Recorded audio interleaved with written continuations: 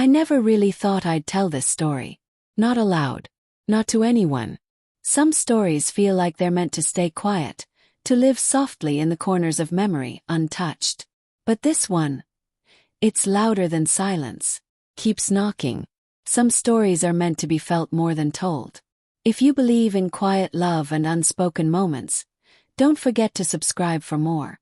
It began the way many things do. Ordinary, almost forgettable.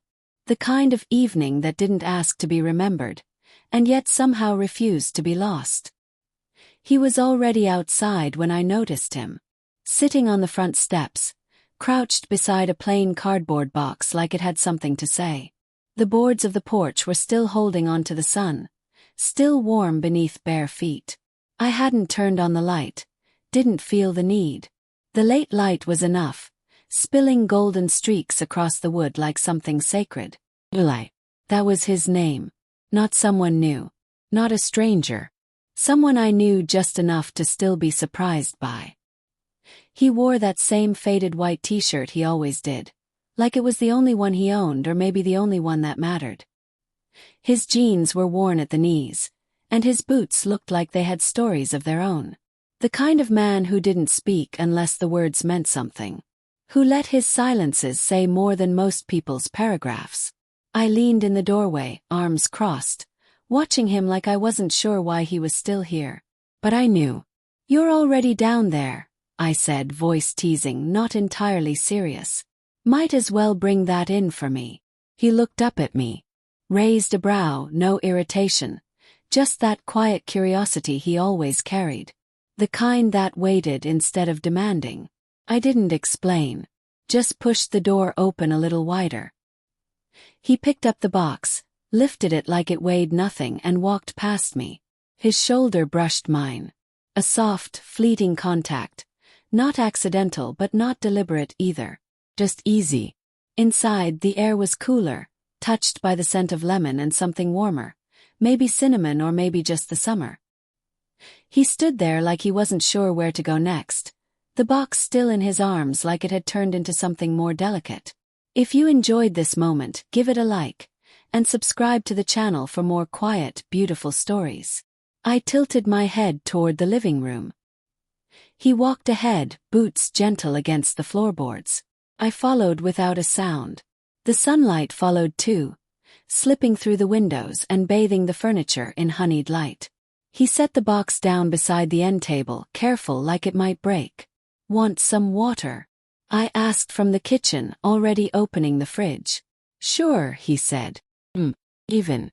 When I turned, he had moved again, now standing by the counter. I handed him the glass, and our fingers brushed. Just that. Graze. But it lingered more than it should have. He took a sip, set the glass down slowly. "Nice place," he said, almost like he wasn't sure if he should say anything at all. "Thanks." I leaned against the counter beside him. "You in a rush today?" I asked, pretending like I wasn't really asking.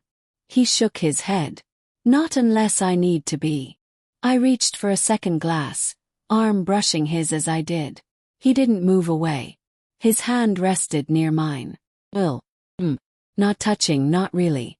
But close enough that my breath slowed just a little. "You always stick around this long?" I asked, the edge of a smile playing at my lips. "Only when I'm welcome." I didn't answer.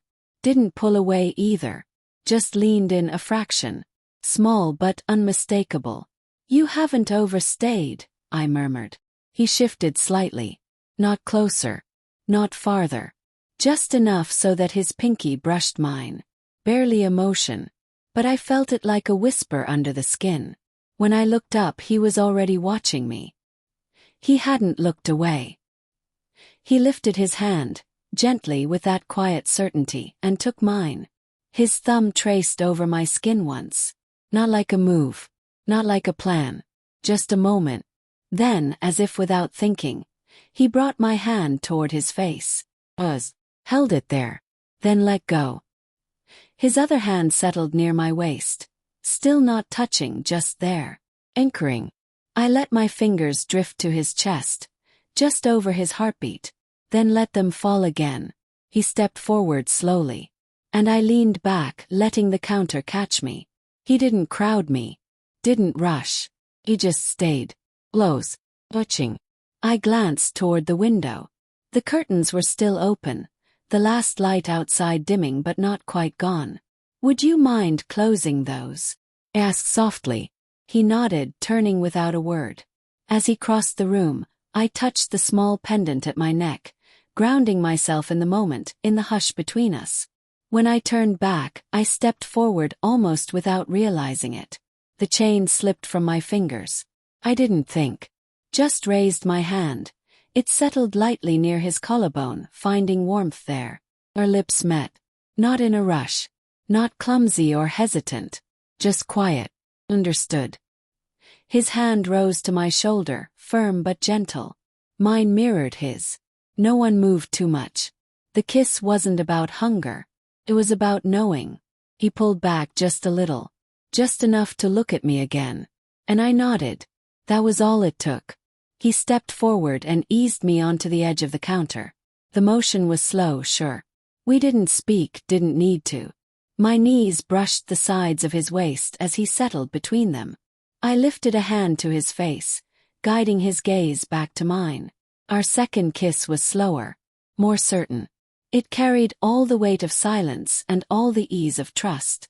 My hand rested on his shoulder. His lingered near my waist, steady like a promise. The stillness in the room wasn't empty.